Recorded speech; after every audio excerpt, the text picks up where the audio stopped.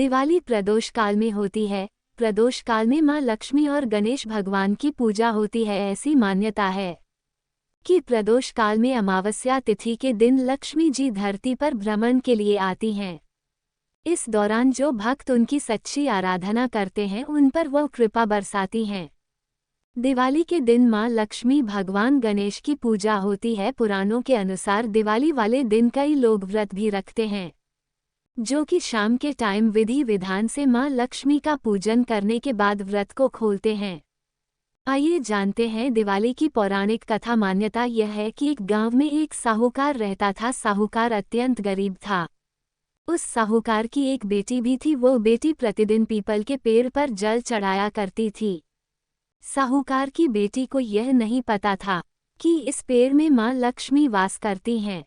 वो प्रतिदिन पीपल देव को जल चढ़ाने आया करती थी। एक बार मां लक्ष्मी ने उसको दर्शन दिए और बोला कि तुम मेरी सहेली बन जाओ। साहूकार की बेटी ने बोला, माता, मैं अपने माता पिता से पूछकर बताती हूँ। अगले दिन साहूकार की बेटी अपने पिताजी से पूछकर मां लक्ष्मी से मिलती है और उनकी सहेली बन जाती है। मां लक्ष्मी साहूकार की बेटी को अपने घर भोजन के लिए आमंत्रित करती हैं और साहूकार की बेटी की आओ भागत करती हैं। बहुत तरह के पकवान सोने चांदी की प्लेट और चांदी की चौकी पर बिठाकर उसको भोजन करवाती हैं।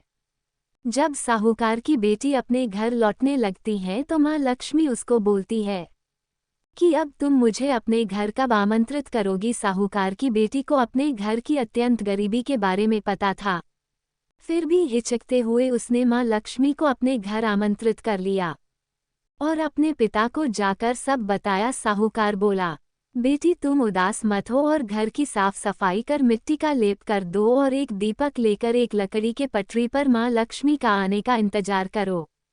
उसी समय आकाश से एक नौलखा हार आकर उनके घर में गिरा, जो कि एक पक्षी आकाश से गिरा गया था।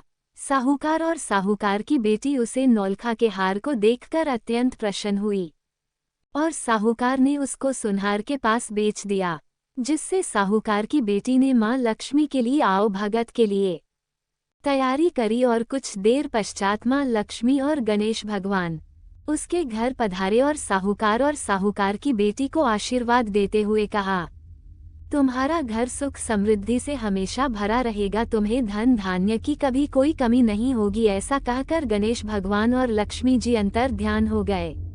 दोस्तों, इससे हमें प्रेरणा मिलती है कि जो काम हम सच्ची श्रद्धा और मन से करें उसमें भगवान भी हमारा साथ देते हैं। धन्यवाद साथियों, वीडियो यहाँ तक देखने के लिए। अगर आपको वीडियो पसंद आई तो चैनल को सब्सक्राइब करना ना भूलें और बेल आइकन जरूर दबाएं। कमेंट बॉक्स में जय लक्ष्मी माता, जय गणेश जी महाराज जरूर लिखें और वीडियो को लाइक और शेयर भी करें। आपको हैप्पी दीपावली।